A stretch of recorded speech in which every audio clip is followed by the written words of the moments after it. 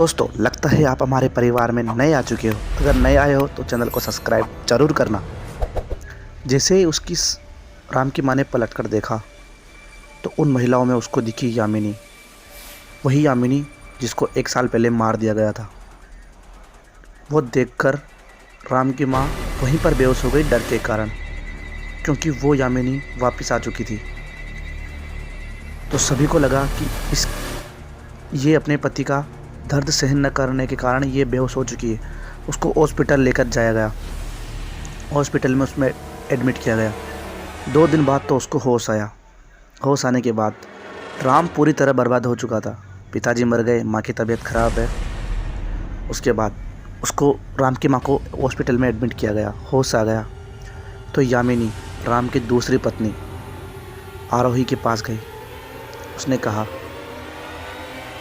जब आरोही अपने रूम में बैठी हुई थी, क्योंकि वो अपने पीर में ही थी, तो यामिनी उसके पास गई खिड़की से अंदर अचानक। तो आरोही डर गई। उसने कहा आरोही ने कि तुम कौन हो। तो फिर यामिनी पूरी बात बताती है कि मेरे साथ, मेरी बेटी के साथ ऐसा किया गया तुम्हारे पति ने, तुम्हारी सासू माँ ने, तुम्हारे ससुर ने। उसके बाद जो हुआ वो बहुत ही भयानक था, क्योंकि आरोही भी उस यामिनी की तरफ ही बोली, क्योंकि यामिनी बिल्कुल भी गलत नहीं थी। उसके पति ने, यानी कि यामिनी के पति ने और आरोही के पति, दोनों के पति एक ही था, राम, जिसने यामिनी के बारे में नहीं बताया आरोही को। तो उसको यामिनी ने जब पूरी बात बताई आरोही को, तो वो भी रोने लगी कि तुम्हारे साथ बहुत गलत हुआ। तो जब फिर आरोही ने यामिनी से पूछा कि तुम्हारा यहाँ पर आने का उद्देश्य क्या था, तुम क्यों आई हो मेरे पास।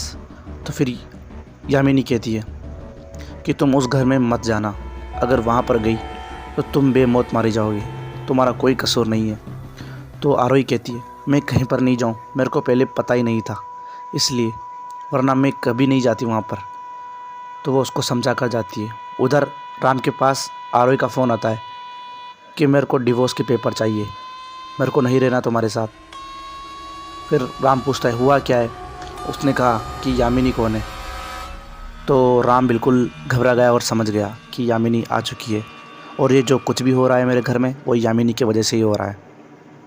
उसके बाद राम अपनी माँ से मिलने गया हॉस्पिटल में। माँ को होश आ गया था। माँ से पूछा कि क्या हुआ था माँ। तो माँ ने कहा वो आ गई है। तो राम कहता है यामिनी। माँ डर से कहती है हाँ, और माँ हाँ के साथ पसीने पसीने हो जाती है और डरने लगती है। तो राम कहता है क्या हुआ माँ। उसने कहा आ गई नहीं, आ चुकी है। राम ने कहा कहाँ पर है। तो उसकी माँ बोलती है तुम्हारे जस्ट पीछे है, और हंस रही है। जब राम ने पीछे देखा तो वहाँ पर कोई नहीं था।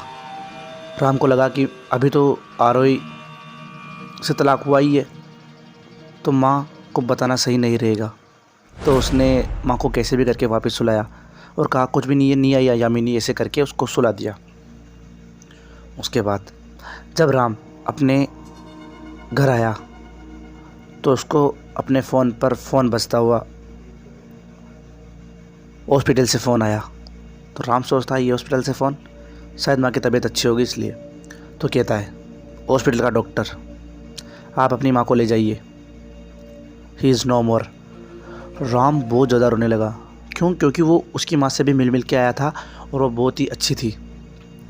तो वो राम डॉक्टर से कुछ पूछता उससे पहले डॉक्टर ने फ़ोन काट दिया। राम झट से हॉस्पिटल पहुंचा तो उसकी माँ मरी पड़ी हुई थी। उसके बाद जो हुआ वो दिल दहलाने वाला था, क्योंकि जब डॉक्टर से पूछा कि क्या हुआ तो डॉक्टर ने कहा इनकी मौत सांस रोकने के कारण हुई है। तो जब राम को पूरी बात वापस याद आई कि माँ जब कह रही थी कि यामिनी तेरे पीछे खड़ी है, तो जिस टाइम यामिनी वहीं पर ही थी, यामिनी ने उसकी माँ का गला घोटा और उसको वहीं मार दिया। उसके बाद पूरा परिवार ख़त्म हो गया था राम का। लास्ट बचा था राम। राम अपने घर में बेटा बेटा रो रहा था, तभी उसके सामने एकदम से यामिनी आ जाती है। राम डर तो गया पर पूछने लगा कि हुआ क्या है, तुमने ऐसा क्यों किया। उसने यामिनी कहती है तुमने तुम्हारी बेटी को मार दिया, तुम कैसे बाप हो, कैसे जल्लाद हो। उसने कहा मेरे से गलती हो गई, मेरे को माफ़ कर दो। तो पास ही में एक चाकू रखा था, यामिनी ने चाकू घुसा दिया और राम को भी वहीं मार दिया। यामिनी ने अपना बदला पूरा लिया